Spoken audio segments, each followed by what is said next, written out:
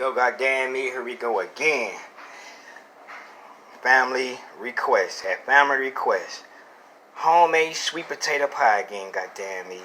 Here I got my boiled sweet potatoes in the blender ready to be mixed, goddamn me. As you can see, my butter, brown sugar, cinnamon. And I ain't gonna reveal all my other spices. That's definitely a secret, goddamn me. Eggs, the rest of my butter, goddamn me. My pie crust I normally make, here go one. Here go the other one right here, goddamn me, on well fine. I normally make, goddamn me, 2 homemade pies every time I get ready to make them. And I normally also make my crust from scratch as well, but this time I just got off work. I ain't had time to make them. And I'm kind of in a rush. My kids and shit ready to eat some daddy's homemade sweet potato pie, goddamn me. But yeah, here we go right here. Got my oven preheating on 350, goddamn me. Yeah, pretty much here it is. I'm gonna blend it up, drop my filling, goddamn me, in the pie crust, let it bake.